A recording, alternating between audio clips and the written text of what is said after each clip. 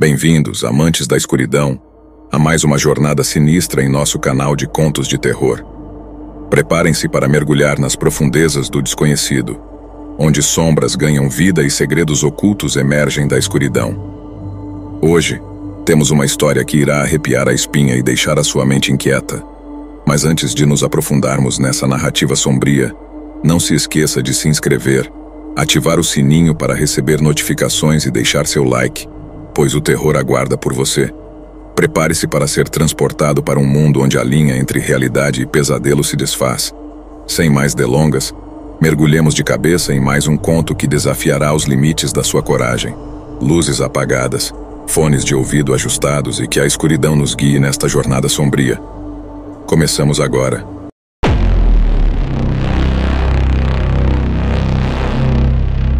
Angela Vrickson, de 39 anos, era uma mulher vulnerável, lutando contra o alcoolismo e vivendo uma vida de extrema dificuldade. Ela era conhecida na comunidade como alguém que muitas vezes buscava companhia em jovens que, infelizmente, aproveitavam-se de sua hospitalidade. Sua casa, localizada em Stephen Street, Hartlepool, se tornou um ponto de encontro para adolescentes problemáticos da área, que sabiam que poderiam ir até lá para beber e fumar sem serem questionados. Na noite de 8 de dezembro de 2014, duas adolescentes, de 13 e 14 anos, que já eram conhecidas das autoridades por comportamentos perturbadores, decidiram ir à casa de Angela. O que começou como uma visita para buscar álcool rapidamente se transformou em um dos ataques mais brutais registrados na Inglaterra. As meninas, cujas identidades foram protegidas devido à sua idade, atacaram Angela com uma fúria incompreensível. Usando uma variedade de armas improvisadas, incluindo uma mesa de café, uma televisão, pedaços de madeira e uma pá, elas a torturaram por várias horas. Enquanto cometiam o ataque, as adolescentes pararam várias vezes para tirar selfies e postar nas redes sociais, mostrando-se sorridentes e despreocupadas, como se estivessem participando de uma brincadeira inofensiva. Elas também ligaram para amigos, convidando-os a se juntarem à diversão, e saíram duas vezes para comprar mais bebidas, deixando Angela gravemente ferida, mas ainda viva. A tortura continuou por horas, até que, finalmente, Angela sucumbiu aos ferimentos. As meninas deixaram a cena do crime na manhã seguinte, parando para tirar mais selfies em uma delegacia de polícia antes de retornarem para suas casas, como se nada de extraordinário tivesse acontecido. Foi apenas na tarde do dia seguinte que o corpo de Angela foi descoberto por um de seus cuidadores. A autópsia revelou que Angela sofreu mais de 100 ferimentos distintos em todo o corpo, evidência de uma brutalidade quase inimaginável. O ataque foi tão severo que alguns dos ferimentos internos que ela sofreu foram comparáveis aos que se viriam em vítimas de acidentes de carro. A natureza prolongada e sádica do ataque, combinada com a falta de remorso demonstrada pelas adolescentes, deixou a comunidade em estado de choque. O julgamento das duas garotas foi acompanhado de perto pela mídia e pelo público em geral. Durante o processo, a corte ouviu como as meninas tinham um histórico de comportamento problemático e como elas haviam sido consideradas vulneráveis pelo sistema de assistência social. No entanto, apesar desses antecedentes, nada poderia ter previsto a violência e a crueldade que elas demonstraram na noite do assassinato. Em abril de 2016, as duas foram condenadas por assassinato e sentenciadas a um mínimo de 15 anos de prisão. Durante o julgamento, a juíza descreveu o crime como uma violência sádica e prolongada, perpetuada por diversão. A sentença gerou debate sobre a adequação das penas para jovens criminosos no Reino Unido, especialmente em casos de extrema violência. O caso de Angela Vrickson levantou questões perturbadoras sobre o papel das mídias sociais no comportamento dos jovens, a eficácia dos sistemas de proteção social e a facilidade com que atos de violência extrema podem ser cometidos por aqueles que ainda estão na adolescência. A tragédia também destacou a vulnerabilidade daqueles que, como Angela, vivem à margem da sociedade e são, muitas vezes, explorados ou negligenciados. Após a condenação das duas meninas, surgiram discussões sobre a responsabilidade do Estado em proteger tanto as vítimas quanto os perpetradores jovens, muitos dos quais vêm de lares desestruturados ou têm histórico de abuso. O caso também levou a uma análise crítica sobre como a sociedade trata os mais vulneráveis, e se estamos, de fato, oferecendo o suporte necessário para evitar tais tragédias no futuro. Angela Vrigson foi lembrada por muitos como uma mulher com dificuldades, mas que não merecia o destino brutal que sofreu. Sua morte é um lembrete sombrio das falhas em nossa sociedade e da necessidade urgente de proteger tanto os vulneráveis quanto de enfrentar as questões subjacentes que levam à violência juvenil. A história de Angela é uma tragédia moderna que ecoará por muitos anos, não apenas em Hartlepool, mas em todo o Reino Unido, enquanto as pessoas lutam para compreender como um crime tão horrível poderia ter ocorrido e o que pode ser feito para evitar que algo semelhante aconteça novamente.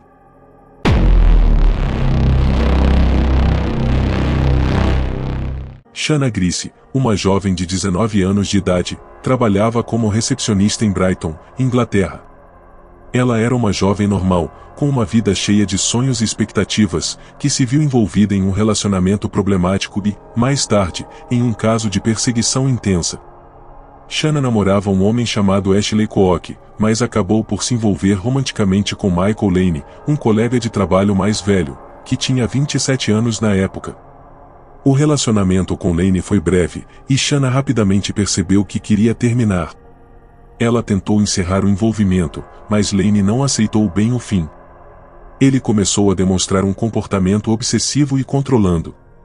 Mesmo após o término, Lane continuava a monitorar Shanna, espionando suas mensagens, seguindo-a e aparecendo inesperadamente em sua casa ou no local de trabalho. À medida que a perseguição aumentava, Shanna começou a sentir-se cada vez mais aterrorizada. Ela relatou à polícia que Lane estava a segui-la e que invadia sua privacidade constantemente. Entre fevereiro e julho de 2016, Shanna fez várias denúncias à polícia, expressando seu medo de Lane e detalhando os comportamentos perturbadores que ele exibia. Em uma ocasião, Lane chegou a invadir a casa de Shanna, roubando suas chaves e cortando os pneus do carro de seu novo namorado. Ela registrou queixas e buscou ajuda, mas, em vez de ser levada a sério, Shanna foi multada por desperdiçar o tempo da polícia. As autoridades trataram as alegações de Shanna com ceticismo, acreditando que ela estava exagerando ou tentando manipular a situação. Houve um claro viés de gênero na resposta das autoridades, que parecia assumir que a jovem estava simplesmente envolvida em um drama de relacionamento e que suas preocupações não eram genuínas. A polícia emitiu um aviso formal contra Shanna por perda de tempo, ignorando completamente a gravidade das ações de Lane. O aviso emitido contra Shanna foi um golpe devastador para ela. Ao invés de encontrar proteção, ela foi tratada como uma criminosa, o que a deixou ainda mais isolada e sem saber a quem recorrer. Mesmo assim, Lane continuou a persegui-la implacavelmente, violando repetidamente a privacidade dela e fazendo ameaças veladas. Shanna estava apavorada e sentia que não tinha mais a quem pedir ajuda, já que a polícia, que deveria protegê-la, a havia desacreditado. Em 25 de agosto de 2016, o medo de Shanna se tornou realidade. Naquela manhã, Lane invadiu a casa dela em Brighton. Ele a atacou brutalmente, cortando sua garganta e, em seguida, ateou fogo à casa para tentar encobrir o crime. Quando os bombeiros chegaram ao local para combater o incêndio, eles encontraram o corpo de Shanna em seu quarto, morto por causa do ataque. A brutalidade do assassinato chocou a comunidade local e provocou indignação em todo o país. Michael Lane foi preso e, durante o julgamento, ficou claro que ele havia planejado o ataque de forma meticulosa. As provas contra ele eram contundentes, registros de chamadas, mensagens de texto e imagens de câmeras de segurança mostravam que ele havia perseguido Shanna por meses, culminando no ato final de violência. Durante o julgamento, foi revelado que Lane tinha um histórico de comportamento obsessivo e perseguidor em relacionamentos anteriores. Outras mulheres com quem ele havia se envolvido relataram experiências semelhantes, nas quais Lane as seguia e as manipulava após o término do relacionamento. No entanto, esses antecedentes não haviam sido levados em consideração antes do assassinato de Shanna, o que destaca uma falha crítica na forma como o sistema lida com perseguidores em série. Lane foi condenado por assassinato e sentenciado à prisão perpétua, com a recomendação de cumprir no mínimo 25 anos. No entanto, para a família de Shanna, a condenação trouxe pouco conforto. Eles acreditavam, com razão, que sua morte poderia ter sido evitada se as autoridades tivessem agido de forma diferente. O caso levou a uma investigação sobre como a polícia tratou as denúncias de Shanna e resultou em severas críticas ao Departamento de Polícia de Sussex. O relatório subsequente concluiu que a polícia falhou em proteger Shanna adequadamente e que houve uma subestimação grave das suas alegações de perseguição. A investigação também levou a mudanças nas diretrizes da polícia sobre como lidar com vítimas de perseguição, na esperança de evitar que tragédias semelhantes ocorram no futuro. O caso de Shanna Grice é um exemplo doloroso de como as vítimas de perseguição podem ser sistematicamente ignoradas e desacreditadas, mesmo quando há sinais claros de perigo. Sua história destaca a importância de levar a sério todas as denúncias de perseguição e de garantir que as vítimas recebam o apoio e a proteção que merecem. A falha em reconhecer o risco que Michael Lane representava para Shanna custou a vida de uma jovem que simplesmente queria se sentir segura. Hoje, o nome de Shanna Grice é lembrado não apenas como uma vítima de um crime terrível, mas também como um símbolo da luta por justiça e por mudanças no sistema que falhou em protegê-la. Sua morte foi um chamado à ação para que nenhuma outra vítima de perseguição seja ignorada ou desacreditada de forma tão trágica.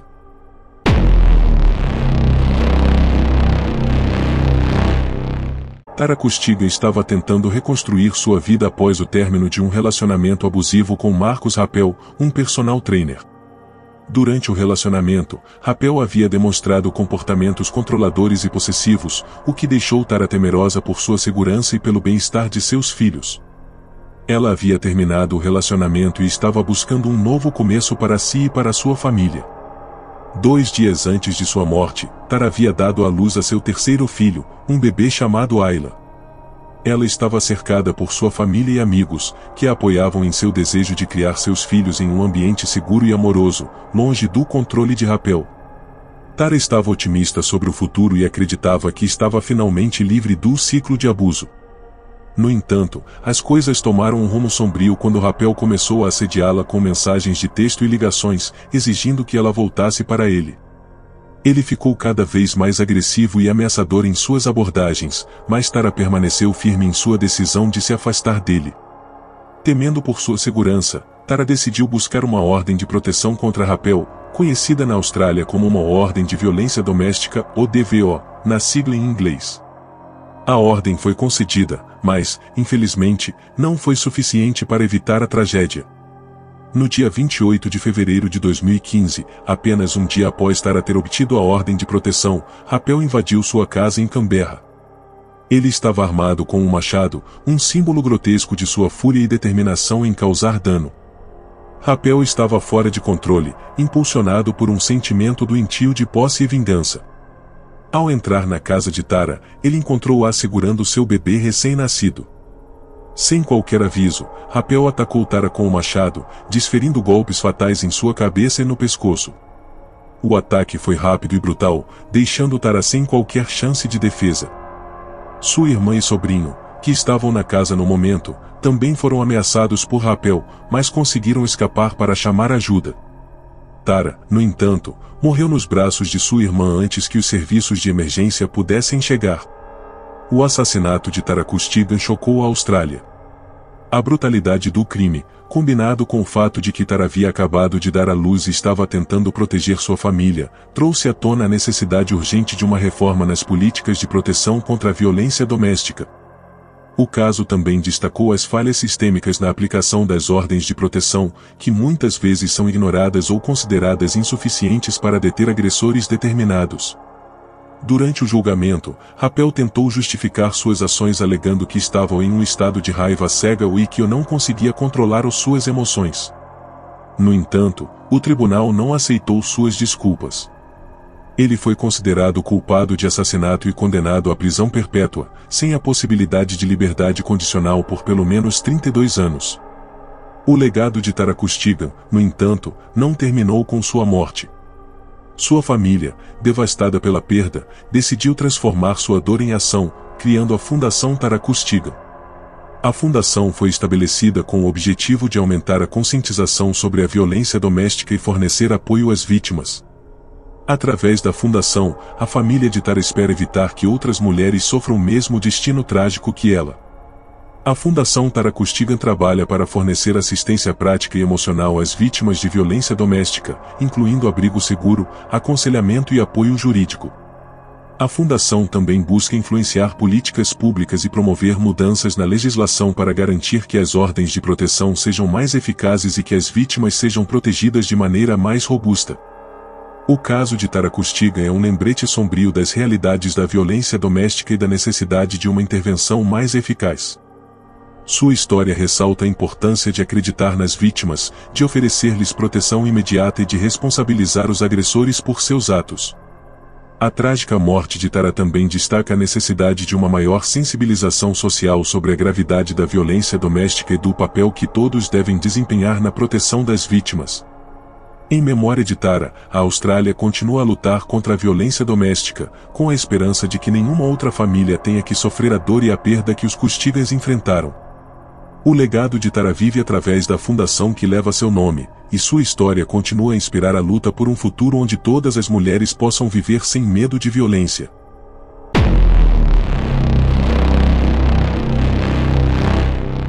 Kate conheceu Cal Landell através de um aplicativo de namoro chamado Plenty of Fish. Landell, na época com 26 anos, se apresentava como um advogado bem-sucedido, alguém confiante e charmoso, com uma carreira em ascensão. No entanto, essa era uma fachada cuidadosamente construída para esconder a verdadeira natureza de Landell, um homem perturbado com um histórico de problemas mentais e fantasias violentas. Seus problemas haviam sido documentados, mas Kate, como muitos que o conheciam superficialmente, não tinha ideia dos segredos que ele escondia. A interação entre Kate e Landell começou de maneira inocente, como tantas outras histórias de encontros online. Eles trocaram mensagens por algumas semanas antes de decidirem se encontrar pessoalmente. Para Kate, esse era um passo empolgante, uma oportunidade de conhecer alguém que parecia ser interessante e compatível. Para Landell, no entanto, esse encontro era uma oportunidade de realizar suas fantasias sombrias, algo que ele havia planejado meticulosamente. O encontro ocorreu em 23 de dezembro de 2015, quando Kate e Landell se encontraram em um bar em Londres para um primeiro encontro. A noite começou normalmente, com conversa e bebidas, e a impressão inicial de Kate foi positiva. Landell conseguiu manter sua fachada, convencendo-a de que ele era exatamente quem ele dizia ser. Após algumas horas, os dois deixaram o bar e foram para um hotel nas proximidades, onde Landell havia reservado um quarto. Foi lá que a noite tomou um rumo trágico. Em vez de um encontro romântico, Landell revelou sua verdadeira natureza. Dentro do quarto do hotel, ele atacou Kate com uma violência impiedosa, estrangulando-a até a morte. Após o assassinato, ele fotografou o corpo dela e enviou mensagens para outras mulheres com as fotos, revelando um prazer doentio no que havia feito. Ele então abandonou o corpo de Kate em um matagal próximo ao hotel, onde foi encontrado mais tarde pela polícia. A investigação subsequente revelou que Landell havia demonstrado comportamentos perturbadores antes do crime, incluindo ameaças de matar sua ex-namorada e uma história de fantasias violentas. Ele havia recebido tratamento psiquiátrico, mas conseguiu esconder seus problemas ao se reinventar online.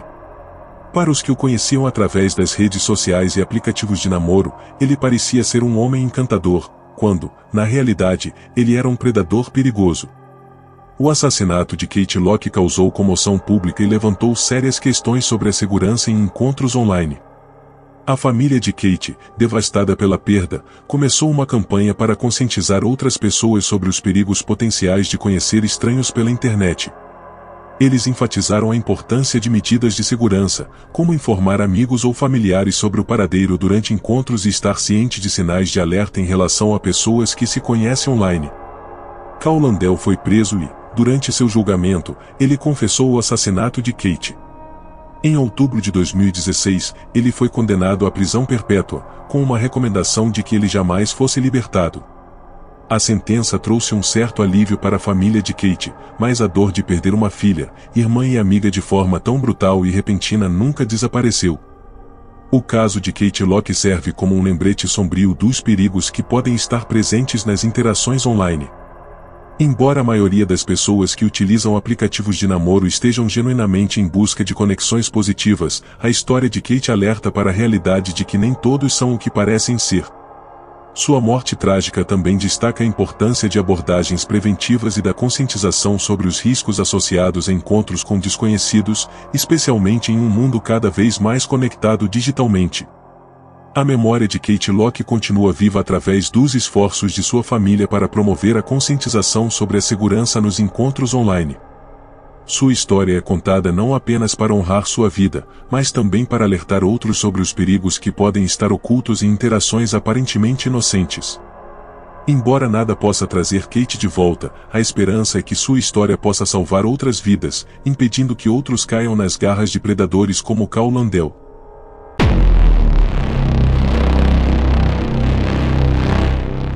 Irina Nozdrowska era uma advogada de direitos humanos que ganhou notoriedade por seu envolvimento em um caso que atingiu diretamente sua própria família. Em 2015, sua irmã, Svetlana Sapatinska, foi atropelada e morta por um carro dirigido por Dmitry Rossochanski, sobrinho de um juiz influente na região de Vyshhorod. O caso rapidamente se tornou um exemplo claro de como o poder e a influência podem distorcer a justiça. Rossochanski foi inicialmente acusado de dirigir sob a influência de drogas, mas devido à sua conexão familiar, tentativas foram feitas para abafar o caso e evitar sua condenação. Determinado a garantir que o culpado fosse responsabilizado, Irina Nozdrowska assumiu pessoalmente a luta por justiça para sua irmã. Durante 2 anos, ela enfrentou ameaças, intimidações e tentativas constantes de sabotagem enquanto pressionava pelo julgamento e condenação de Rossochanski. Sua dedicação finalmente resultou em uma vitória quando, em maio de 2017, Rossochanski foi condenado a 7 anos de prisão pelo homicídio de Svetlana. No entanto, a batalha estava longe de terminar. Em dezembro de 2017, Rossochanski apelou da sentença e buscava a libertação antecipada, o que desencadeou uma nova onda de tensões. Irina continuou a lutar para impedir que o assassino de sua irmã fosse solto, e em 27 de dezembro de 2017, ela conseguiu adiar a audiência de apelação, prolongando o processo. No entanto, essa vitória teve um preço terrível. 3 dias depois, em 30 de dezembro, Irina Nozdrowska desapareceu. Sua ausência foi notada imediatamente, e uma busca foi iniciada. No entanto, a esperança de encontrá-la com vida foi destruída em 1º de janeiro de 2018, quando seu corpo foi descoberto em um rio perto de Kiev. Irina havia sido brutalmente assassinada, seu corpo apresentava sinais claros de violência, indicando que ela havia sido atacada e morta de maneira cruel. Sua morte chocou a nação e gerou uma indignação generalizada tanto na Ucrânia quanto no exterior. O assassinato de Irina Nozdrowska levantou questões profundas sobre o Estado de Direito na Ucrânia e a influência corrosiva da corrupção.